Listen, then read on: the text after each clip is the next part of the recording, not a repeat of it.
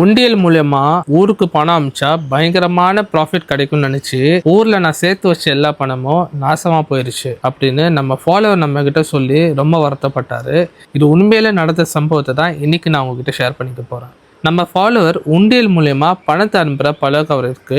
உண்டியல்னா ஒன்றும் இல்லை, நம்ம சவுதி அரேபியாவில் சில பேர் உண்டியல் மூலயமா அவங்க கிட்ட பணம் நம்ம இங்கே கொடுத்தோம்னா அவங்க நம்ம அக்கௌண்ட்ல வந்து மணி டிரான்ஸ்ஃபர் பண்ணி கொடுத்துருவாங்க. இது வந்து உண்டியல்னு சொல்லுவாங்க. அவங்க என்ன பண்ணுவாங்கன்னா பிளாக் மணி தான், ஆக்சுவலி இங்க இருக்க பிளாக் மணியை ஒயிட் மணியா மாத்துற கான்செப்ட். ஸோ அவங்க வந்து நம்மளுக்கு ஒரு நல்ல பெஸ்ட் ப்ரைஸ் கொடுப்பாங்க. இதை நிறைய நம்ம தமிழ் மக்கள்லாம் என்ன பண்ணியிருக்காங்க, அந்த உண்டியல் மூலமா பணம் அனுப்பலாம் அப்படின்னு சொல்லி பணம் அமைச்சிருக்காங்க. அது எங்க போய் முடிஞ்சிருக்குன்னா, இவர் அங்க சவுதியில பணம் கொடுத்துறாரு அந்த ஆளு கிட்ட. அந்த ஆள் இங்க பணம் அமைச்சிருக்கான். எப்படி அமைச்சிருக்கான்னா, ஒரு ஸ்கேமிங் பண்ற அக்கௌண்ட் மூலியமா இவருக்கு பணம் வந்திருக்கு. அந்த அக்கௌண்ட் ஸ்கேமிங் பண்ற அக்கௌண்ட் மேல யார் ஏமாந்தாங்களோ அவங்க வந்து அந்த அக்கௌண்ட் மேல கேஸ் கொடுத்திருக்காங்க. இங்க ராஜஸ்தான்ல அந்த அக்கௌண்ட் மேல கேஸ் கொடுத்திருக்காங்க. அந்த அக்கௌண்ட் மூலியமா என்ன பணத்தை ஏமாத்திட்டாங்க சொன்னோன்னே சைபர் டிபார்ட்மெண்ட் அந்த அக்கௌண்ட்டை ஃப்ரீஸ் பண்ணிருக்காங்க. இவங்க ஃப்ரீஸ் பண்ணும்போது வெறும் இந்த அக்கௌண்ட்டை மட்டும் ஃப்ரீஸ் பண்ண மாட்டாங்க. இந்த அக்கௌண்ட்ல இருந்து பணம் போயிருக்க அக்கௌண்ட்டும் பணம் வந்திருக்க அக்கௌண்ட்டும் எல்லாத்தையும் வந்து ஃப்ரீஸ் பண்ணுவாங்க. முக்கியமாக பணம் போயிருக்க அக்கௌண்ட்டை பயங்கரமாக ஃப்ரீஸ் பண்ணுவாங்க. அந்த மாதிரி ஃப்ரீஸ் பண்ணும்போது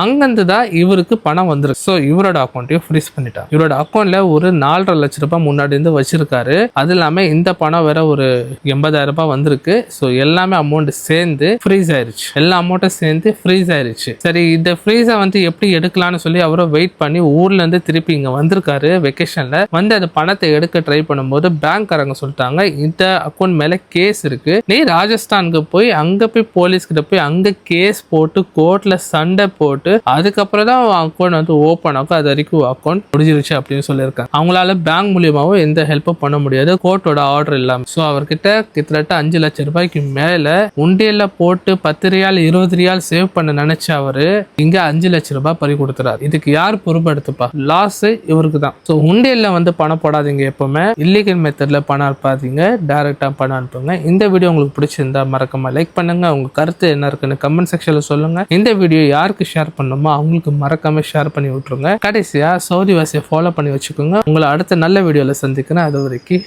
பாய்.